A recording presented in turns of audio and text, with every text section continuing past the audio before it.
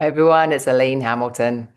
Okay, this is going to sound like a contradiction, but here we go. The levels of non-dual inquiry. As soon as I say that, people are going to be like, well, there's no such thing. Non-dual is non-dual. So at the very extreme of that is the radical non-dual people. So they are the people, and I'll put a list of people that I found that are quite useful in these different areas I'm talking about.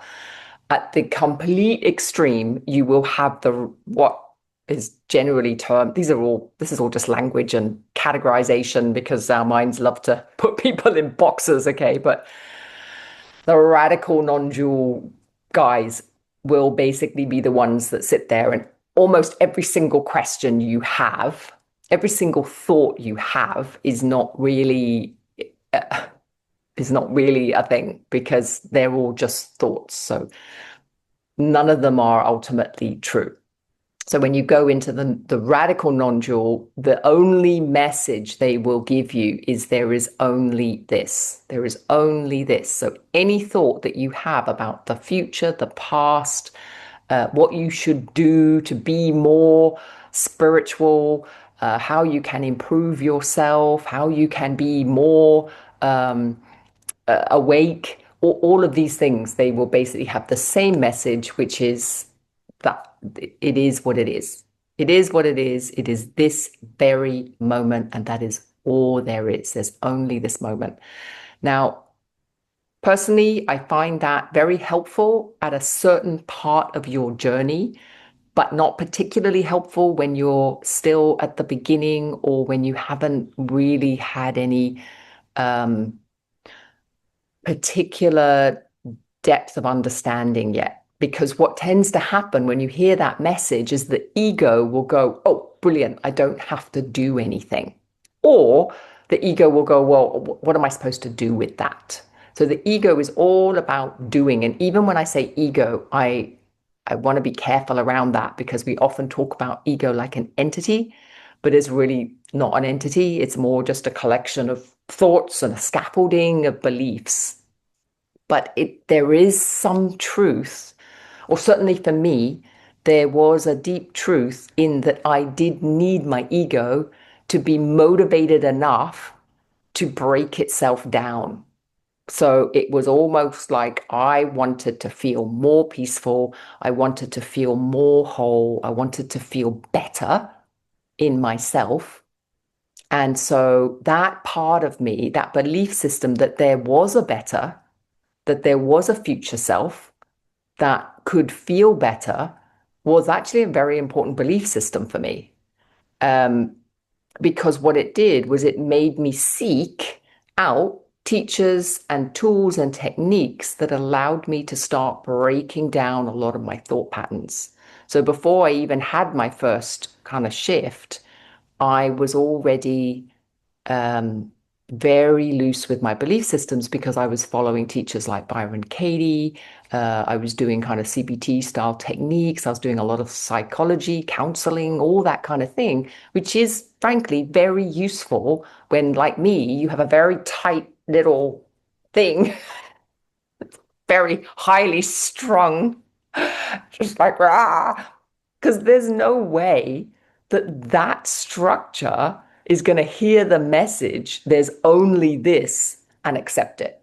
There's no way. Like, absolutely not. That is just not a thing. I refuse to accept myself as I am in this moment because I can't bear to live with myself for one more second. And that's where I was way back then because it was very uncomfortable. It was super uncomfortable. So then having that extreme, like non-dual, that radical, constant hammering wasn't for me very helpful. One, it was just gobbledygook. And two, I was like, well, that just sounds like an excuse to do nothing. So, and that's not what it is, but it's where I was when I heard the message. So this is really what I'm getting at when I say there's a range or there's levels. I'm not saying that you have to walk the levels. I'm just saying that different teachers will have a different message that you will hear at different points in your journey. And until you're at at that point where you can kind of need it or need to hear it or whatever, it won't really be helpful. And I think that in and of itself is very useful to know that, oh, there's different kind of level stages. Language. Let's just go back to my stages. I think for me, the psychology of starting to unpack my very tight beliefs and quite negative, self-critical kind of beliefs around myself was important for me to just have any chance of any light getting in or coming out, or however you want to see it. My ability to get out of my head was non-existent. Now, once that had kind of loosened up, the next important part for me was mindfulness and meditation. So I am not suggesting a prescriptive mindfulness or meditation practice. I don't think it's necessary. Some people, it might be necessary, but it has its own trap. Like I see people that have gone into the meditation field and they're so hung up on technique that they miss the whole point. Like my back needs to be straight and I need to do it for this amount of time. And if I don't do it this amount of time a day, then I've failed as a human being or a spiritual whatever. It just creates its own tightness. So when I say mindfulness meditation, I mean your ability to go inwards. And that training can happen sitting on a mat, doing it formally, or it can happen sitting on a train on the way to work. You just simply notice your breath. You simply notice what's happening around you without any thoughts around it. So the mindfulness I'm referring to is the ability to drop out of the thoughts. And that is, I think, a very important ability or skill to develop in order to have any chance of noticing thinking. Because you need to be able to notice your thoughts. It's like, my thoughts are not me. There is somebody, there is an observer observing my thinking. Now, I think that's such an important stage, if you like, of spiritual growth where you get that. Because for most of us, when we are operating in this world, we are so consumed by our thinking, we don't even realize we're being thought. We think we are our thoughts. And that's just so ludicrous. Like thoughts are just, it's like getting a pain in your toe and thinking, I am that pain. Like we don't think like that, right? If you have a pain, you recognize that that pain might be telling you something. That pain might be an indication of something, but you don't become the pain. You are still able to observe, my foot is hurting, rather than, I am the pain, I am the foot, I mean, once you get down the radical non-dual, they'll say, yes, that's true. But right now, let's just stay at the beginning of the spectrum, whereby you're starting to notice my thoughts or what I put my energy into thinking. I can shift that. I can put my attention into other things. For example, my breath or my body sensations or the sounds around me or whatever. But it's your ability to start shifting your attention that is, in my opinion, the most important thing.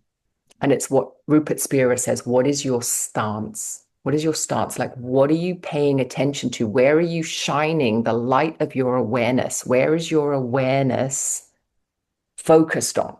Now, if you can't even do that, then you are completely absorbed by thoughts, because thoughts are the loudest thing in the room. Always, always. They're the thing that is the most grabby. Like if there's any so-called egoic entity, it's all the thoughts.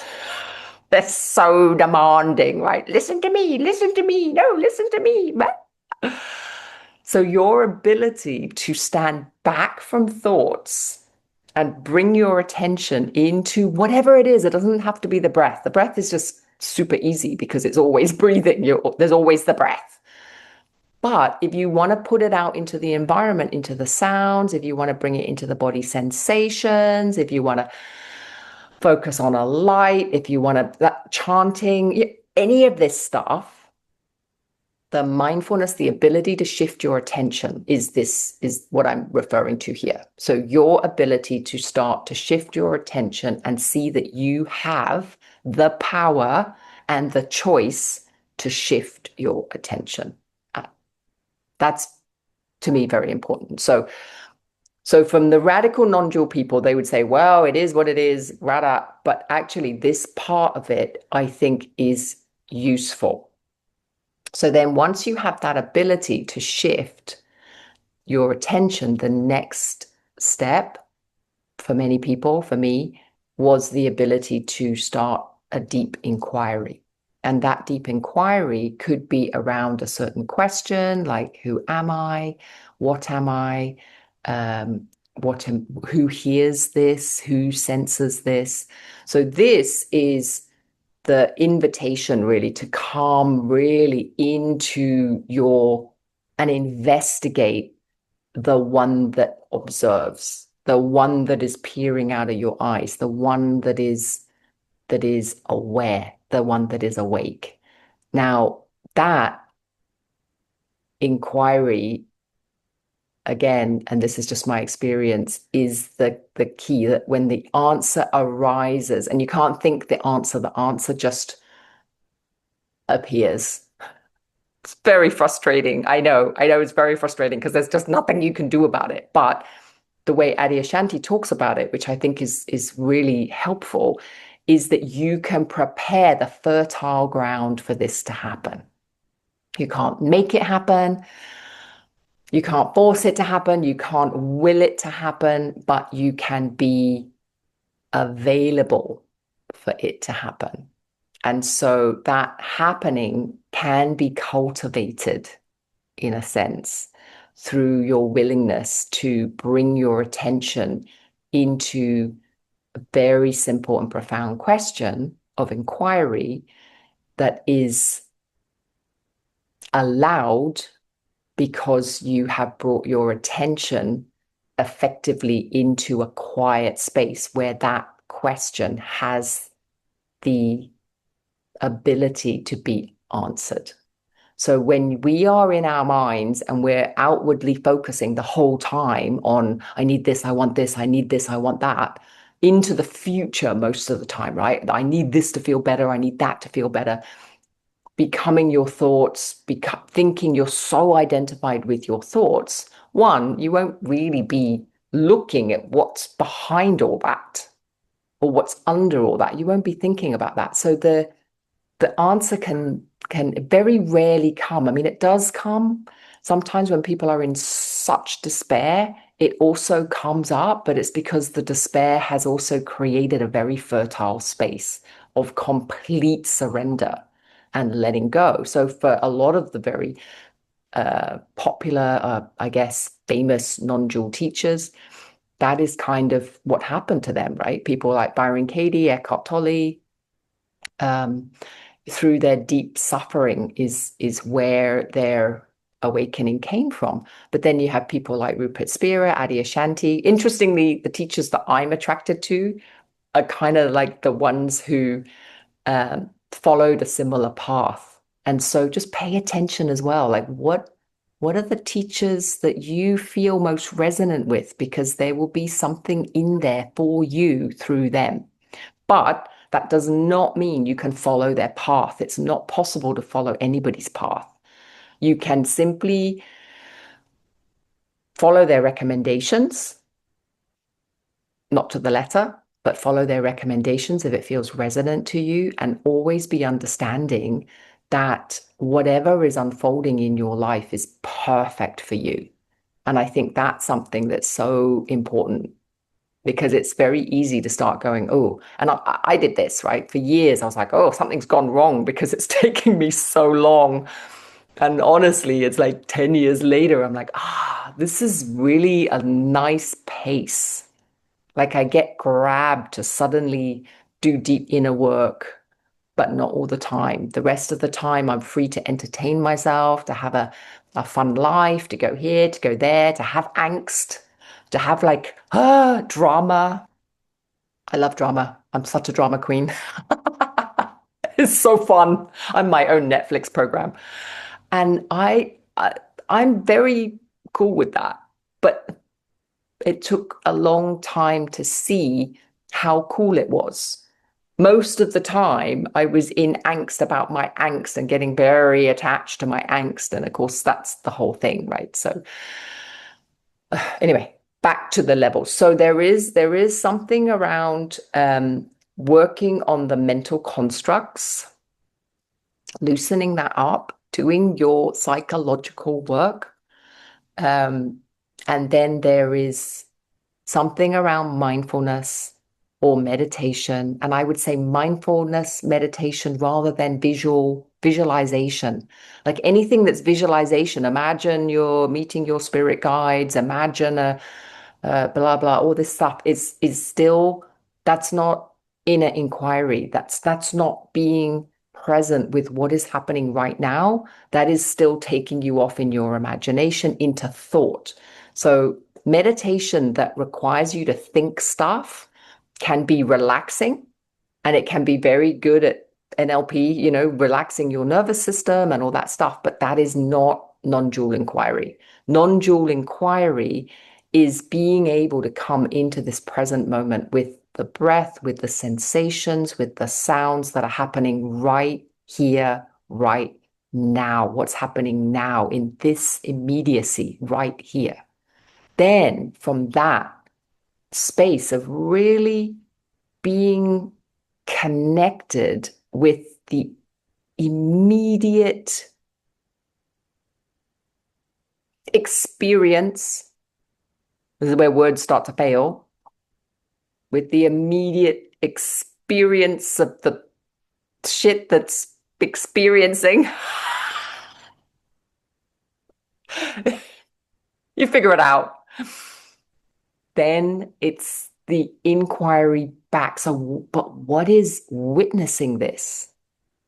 What is observing this? What is happening? What the fuck is happening?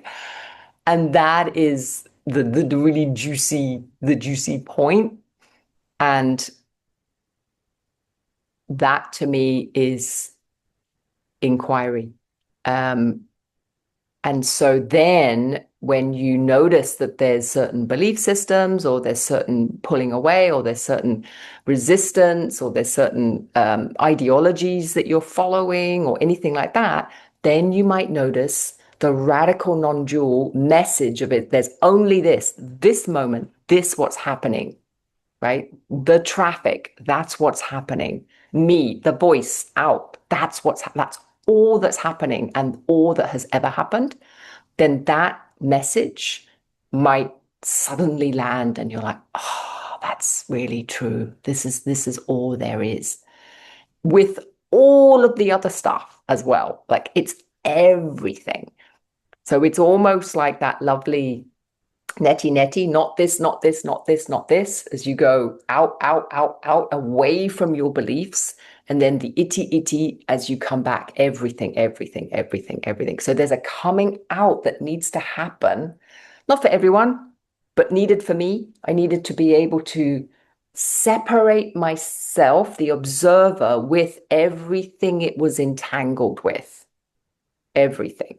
And then, but that's not kind of done, because then what happens is you just become the observer of all, and then everything gets quite flat because it's almost like you're just watching a movie. And so there's not really much engagement and there's not much intimacy with that. It's very detached. So you can't, I mean, you can stop there if you want, but ideally, or for me, there was this impulse to come back in everything. And that, to me, is where the juice starts to come up. But it's a different kind of juice because you're no longer being motivated by your mind driving you forwards. You're much more motivated by the delight of just what everything is in this very moment. So I could be sitting in my apartment, just like so happy just to be sitting and listening to the sounds and, you know, whatever. It's equally as fun for me to just be hanging out doing nothing as it is for me to be hanging out with other people or traveling or, eating my favorite food or whatever. So there's much more engagement with every single thing, which is very different to how I used to live, because I used to live for the good moments and push away the bad moments. Whereas now I feel that as I come more into this immediate moment, this present right here, right now, and really appreciate it, then everything is appreciated. There's no bad moments because you're not pushing anything away. So then life becomes much fuller, even though you're doing less. It's very interesting. It's weird. I would never have thought that this was a possibility at the beginning of my journey, but here it is. And it continues to come in because I still have many, many moments where I'm like, I'm observing this. And I'm very aware of that, and that's part of the fun as well. It's like, oh, look at me identifying with a me who's observing me, who's observing this. Woo. All right, well, that's my definitions, and hopefully it's helpful. See you next time. Bye.